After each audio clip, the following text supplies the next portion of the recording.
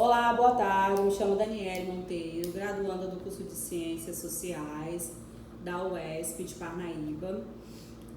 Hoje é o primeiro dia da mesa redonda. Queremos apresentar o autor Alex Tocqueville, com também a graduanda Jarlene Alves e a graduanda Rebeca Andrade. Boa tarde, pessoal. Como a mediadora Daniele já me apresentou, meu nome é Jarlene Alves.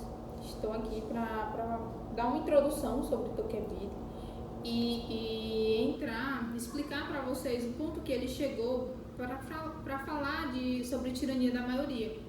Bom, Tocqueville nasceu em Paris, na França, descendente de aristocrata.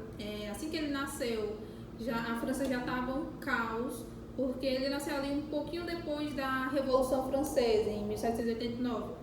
E ele também presenciou a restauração da monarquia na França, presenciou muitos outros acontecimentos que ajudaram para que ele tivesse os ideais que eu vou explicar mais um pouquinho na frente. Ele se formou em Direito e atuou como juiz, né? Foi um pensador político e estadista na França. Apesar de aristocrata, tinha ideias com inclinações democráticas, né?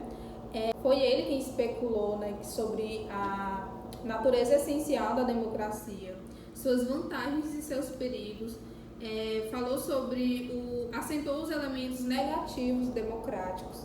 Ele considerava a democracia tediosa e alertava que ela poderia se tornar uma grande tirania de massas, né? Com a Revolução Americana, Tocqueville sentiu uma necessidade de ir até os Estados Unidos para buscar razões para entender como que as coisas aconteciam por lá. Porque a Revolução Americana, para quem não sabe, né, foi a revolução entre que as 13 colônias se revoltaram contra a Inglaterra e eles não estavam mais aceitando a exploração. E nisso dessa separação das 13 colônias da Inglaterra, eles começaram a trazer para si a forma de governo democrática, uma constituição. E nisso o Tocqueville foi lá, estudou, voltou para a França e ajudar a implementar a República na França, né? República Francesa. A partir daí que quando ele foi para os Estados Unidos, que ele estudou a democracia e falou sobre seus pontos negativos e positivos, ele chegou ao ponto de falar sobre a tirania da maioria, porque quando a gente escolhe um governo democrático, tende a sentir uma atração maior pela igualdade do que pela liberdade, que é o que acontece quando você assina um contrato para ter sua propriedade privada. Quando ele estudou a democracia, ele viu que quando o povo aceitava a democracia como um governo, eles também abdicavam um pouco da liberdade deles, porque a igualdade entre seus semelhantes se tornava algo mais forte. Então, ao ponto que o povo elegia seus governantes, esse grupo que foi eleito, eles detinham poder, certo? Então, a tirania da maioria é quando o governo, esse grupo que foi eleito, eles que têm o dever de cuidar do povo, de dar suporte para a sobrevivência daquela nação. Quando esse grupo eleito, ele descarta determinado grupo de pessoas, uma minoria. Então, daí que vem a tirania da maioria, que é aquela... Eles começam a trabalhar a seu favor e não ao favor do povo, certo? Então, para aprofundar mais sobre a tirania da maioria para vocês, eu vou deixar agora a palavra com a nossa especialista Rebeca. E é isso, galera. Obrigada. Vamos dar continuidade, adentrar e tentar compreender melhor sobre a tirania de Tocqueville, agora com a nossa especialista Rebeca Andrade. Oi, gente, boa tarde. Me chamo Rebeca Andrade, sou graduanda do curso de Ciências Sociais e eu vou comentar aqui um pouco mais sobre o que foi a tirania da maioria, que Tocqueville chegou à conclusão, né, nos seus estudos. Tocqueville, ele teve acesso a vários tipos de regimes políticos, né, principalmente na França, por volta do século XIX. Em toda a sua trajetória de vida, né, essas pesquisas que ele fez foi muito importante para a construção de seus livros. Como a nossa amiga Jarlene já falou, Tocqueville foi à América fazer um estudo. Que estudo foi esse? Ele foi estudar o sistema prisional das Américas, né? A América era um país em desenvolvimento ainda, recém-emancipado, e ele viu um futuro promissor naquele país, tanto que ele avançou além do seu estudo do sistema prisional e foi estudar também seu regime político. E ele descobriu várias coisas interessantes que eu vou contar agora. Primeiramente, né, ele viu que lá na América não existiam os nobres, porque já era um país emancipado pela Revolução Americana, né, que as 13 colônias se revoltaram com a Inglaterra e teve um embate e conseguiram se emancipar. E lá o regime vigente era a democracia institucional. E o que é essa democracia institucional? É a mesma democracia que a gente vê aqui no Brasil, com instituições públicas governando o país. Órgãos institucionais, né, como os 3 poderes, legislativo, judiciário e executivo. Órgãos públicos, né, como a saúde, a educação, e tudo isso foi consolidado na América. E essa democracia estava para garantir direitos iguais para todas as pessoas. Tocqueville observa que na América, né, não existem mais nobres e que o sistema em vigor era a democracia institucional. E o que era essa democracia institucional? Eram regidos por órgãos institucionais, ou seja, né, órgãos legislativo, judiciário, executivo, instituições públicas que garantiam a saúde, a educação.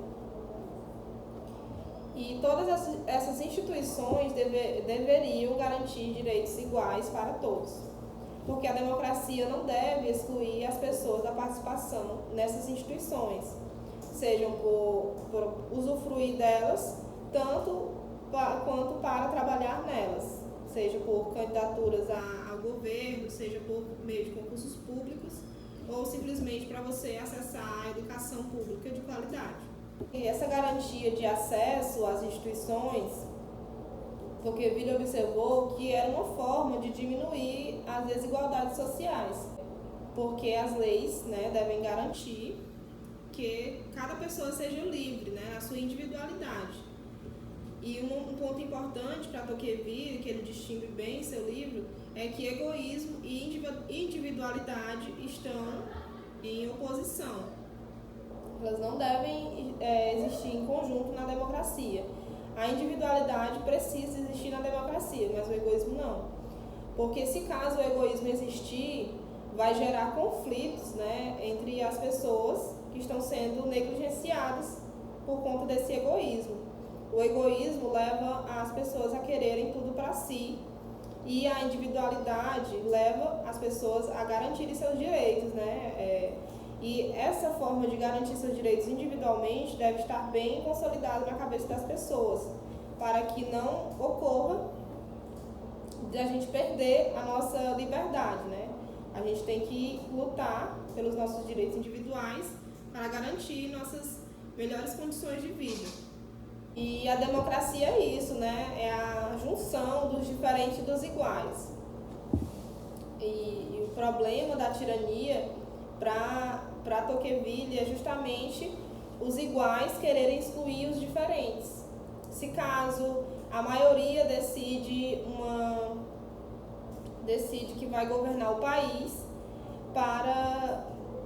só para eles, excluindo minorias, como foi o caso do governo Bolsonaro no Brasil de 2018 a 2022. Vamos fazer o Brasil para as maiorias!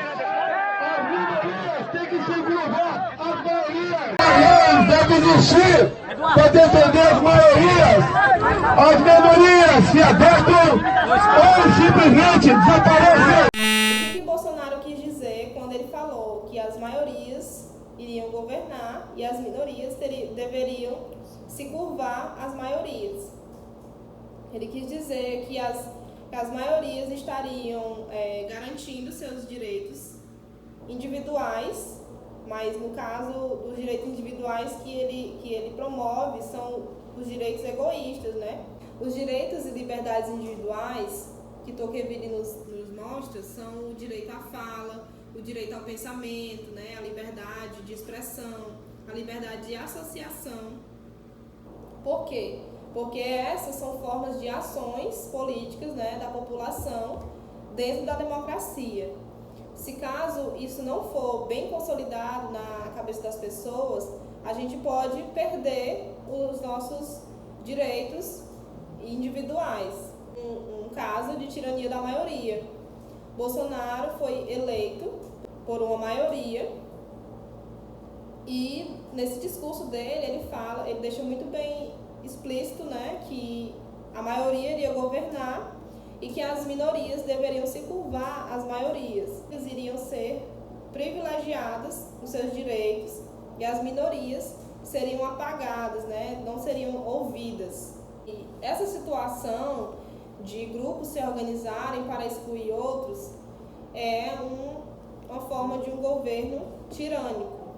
É a tirania da maioria, não é uma forma de democracia. Por quê? Porque a democracia é a junção dos diferentes com os iguais, em prol de uma liberdade individual em conjunto, né? Todo mundo deve ter os mesmos direitos, os mesmos deveres, viver conforme as leis democráticas. Essas leis devem garantir acessos iguais para todo mundo. Por quê? Porque só tendo acessos iguais, todo mundo vai ter a mesma chance de ter uma vida digna, uma vida plena.